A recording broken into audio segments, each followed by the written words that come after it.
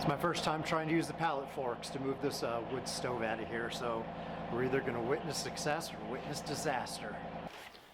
Welcome back to All Mine Ranch and the Solo Homesteader channel. I'm your host, Ryan.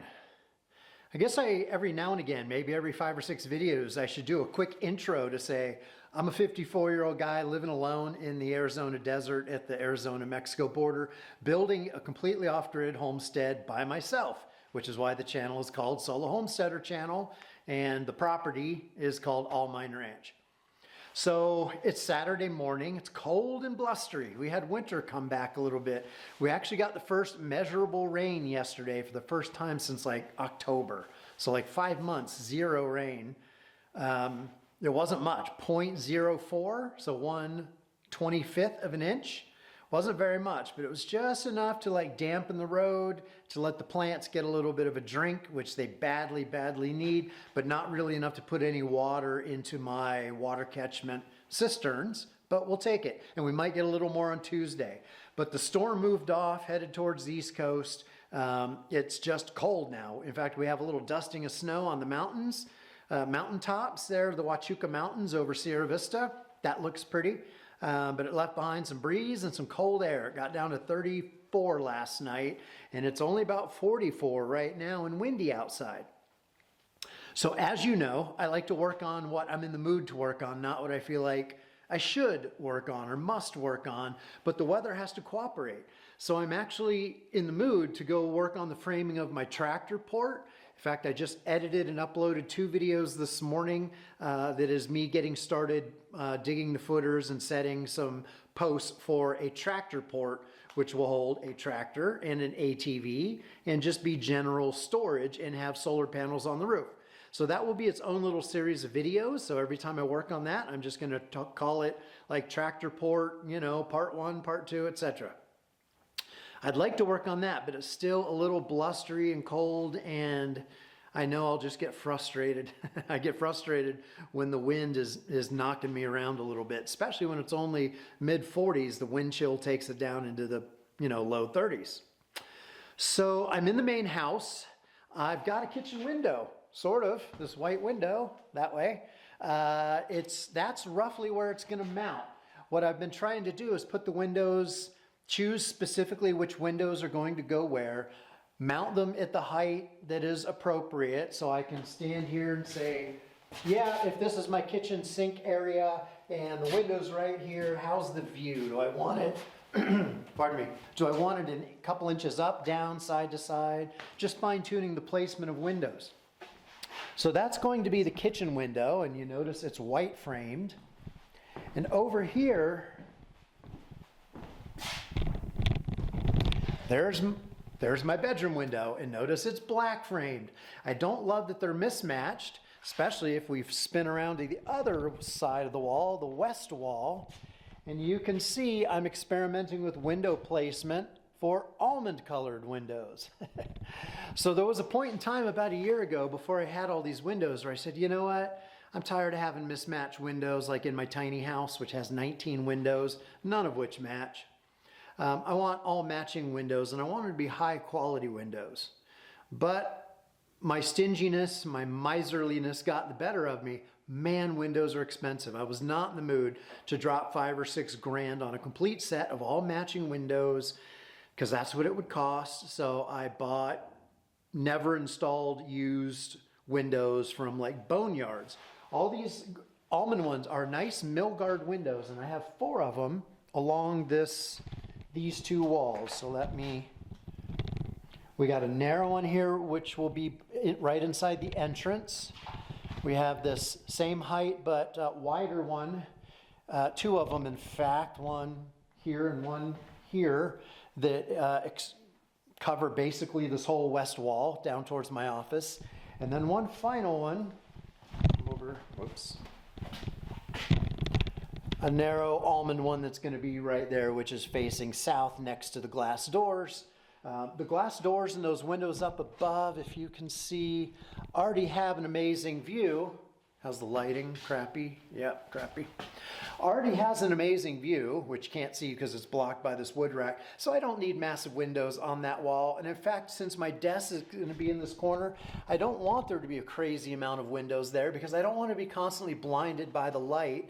And if I want to crack the windows, which is often going to be necessary when it gets warm here in Arizona, the height of the window, because they're a little taller than I would prefer, but they were only 25 bucks each and they're good quality windows, I couldn't say no to that. But the height of them is down low, like right at desktop height. And if I crack a window and the wind comes in, it's going to blow my papers and stuff everywhere and piss me off. So I'm trying to create, let's go over here and see if you can see it a little better. So in that corner is where I think I'm going to have my desk, and I don't want a window directly in my face. I want them off to the sides. So I'm still experimenting with the final placement. I'm not going to mount those windows and actually install them for several more weeks, I don't think. So I have time just to live with it and see how I like it. But for these two windows, the bedroom one and the kitchen one, it's almost time to mount them. In fact, if the weather cooperates and I have the patience and all of that, the peace of mind, I'm going to try to install those tomorrow, which means cutting out the metal, putting in some flashing, and putting them in. And that's always a challenge solo. And I think I've mentioned in a previous video that I still am thinking through how I'm going to do it. I think those are going to be mounted directly to the metal siding, and I'm going to have to rely on VHB tape and silicone sealant to keep water out, plus some rain channel like drip edge over the top, plus the fact that they're up against near the top edge of my steel rail, which has some thickness to it. So when rainwater comes down, it would have to, come in and come in over a drip edge, go down, and then get through sealant and silicone to get inside, which is not very likely. So even though mounting a window directly against the outside of a metal building is not ideal, because I don't have any house wrap or anything to flash over top of it to keep water out, so I'm really heavily going to be dependent on silicone and VHB tape. I think that's what you call it. Butyl tape, basically. So I'm a little unsure about that, but it's got to be done, and I can't just not have windows, and it will drastically transform the space in here when I start installing the windows. It'll actually start to feel like a real house. Getting this framing up of this bedroom/kitchen wall, dividing my bedroom from the kitchen, and getting this bathroom wall over here framed up is a big deal. Oh, before I forget, windows. I was going to try to reserve one of the windows to put up top here, right? Right there. Right there, because I want light to come in those bathroom windows and come right in. If I had a dark wall here or a full wall, it would block the light and contribute to darkness in here. So I was going to reserve one of my almond windows, those tall ones, and turn it on its side and basically have an interior window that I could open to allow breeze and light, between the bathroom and this living room. But that didn't work out. So I've actually ordered a glass block window that's about 42 by 18. And I'm a little unsure about it. It's unframed. It's just basically glass blocks glued together into a rectangle. And I will build a wooden frame. I will put it up there and then frame in all around it. And the glass blocks will let through light. Now, I won't be able to open it, but hey, that's the price you pay. And it was about 217 bucks, which for, that type of thing for a window, that's about reasonable. Glass blocks, walls, and windows have been around since the 70s or maybe the early 80s, and they kind of come in and out of fashion or style, but I think I'll like it. It's kind of a wavy glass, so when I was experimenting with the window up there, I didn't like that I could directly see like the roof line and the framing of the windows, and the fact that it was just completely clear and I'd be essentially looking through the window at the back windows. Now I realize that'll all be covered up by sheetrock and it won't be so exposed at some point in the future, but I didn't like how you could just see through it. So the glass blocks have a wavy finish to them.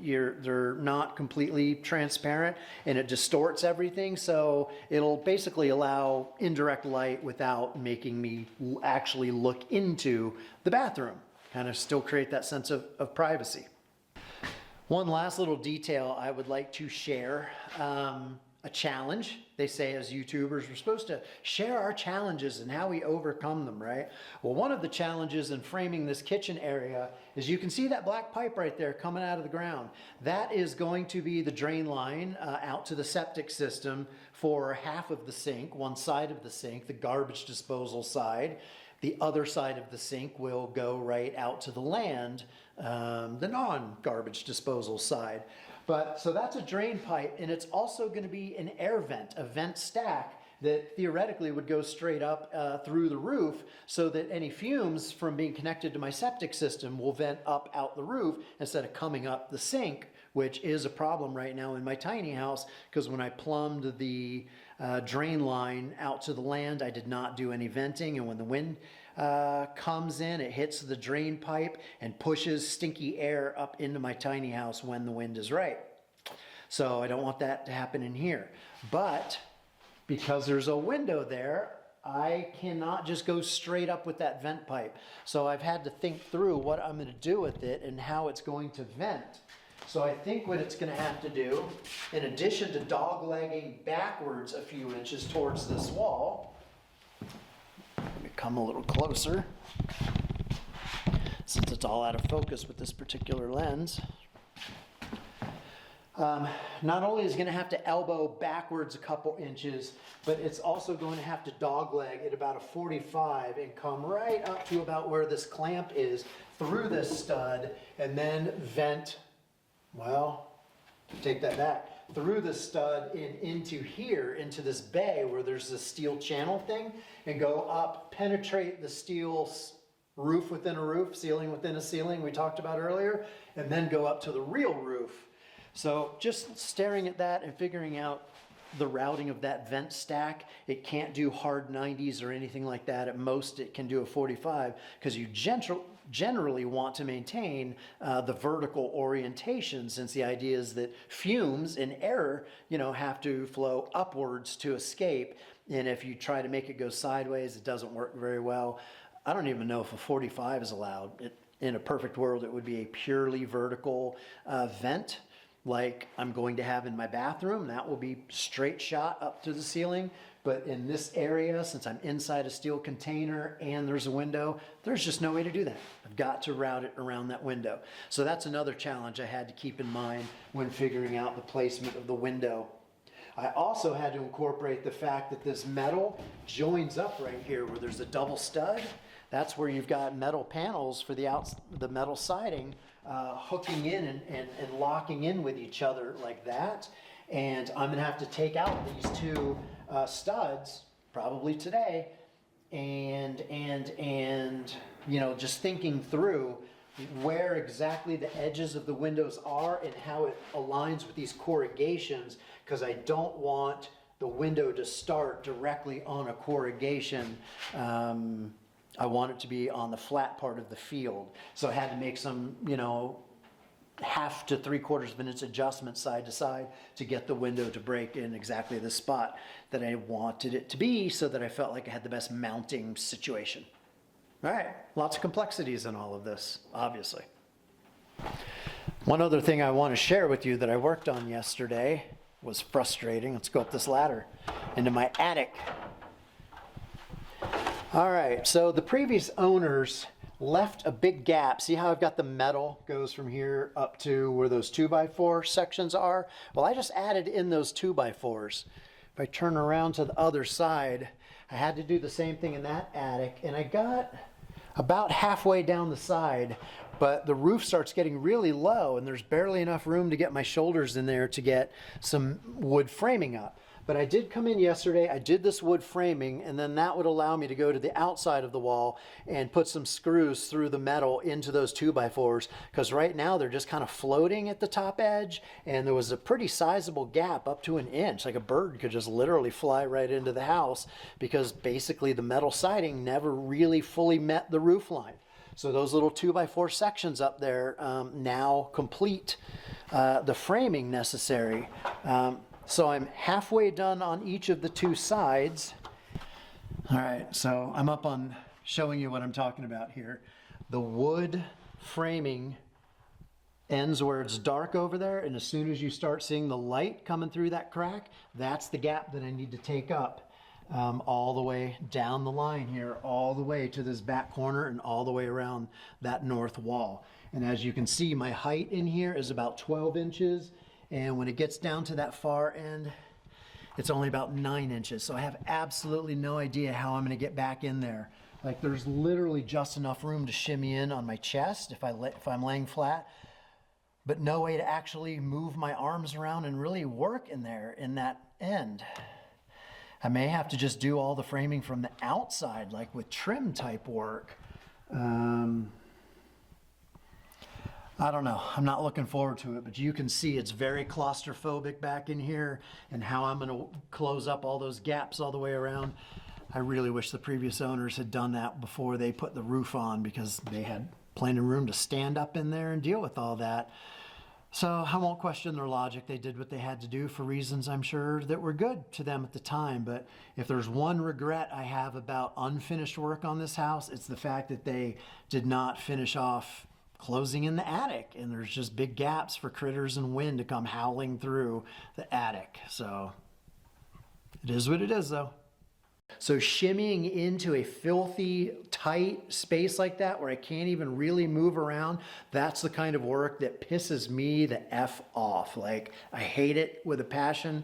I don't know how people do insulation work in attics like for a living, or even HVAC guys where they have to shimmy into tight spaces like a crawl space under a house to do their work.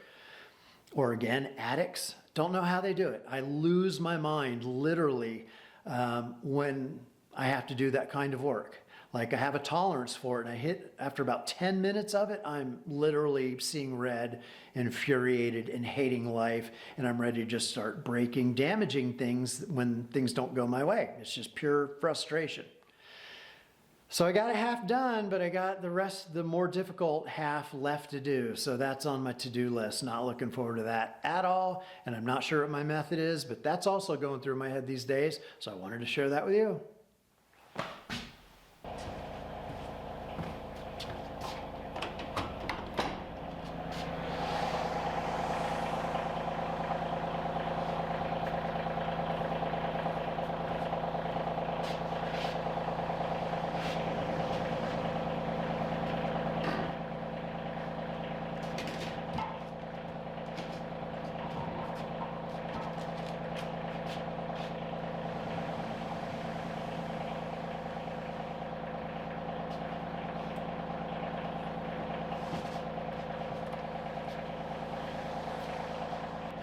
It's my first time trying to use the pallet forks to move this wood stove out of here, so we're either going to witness success or witness disaster. Wish me luck.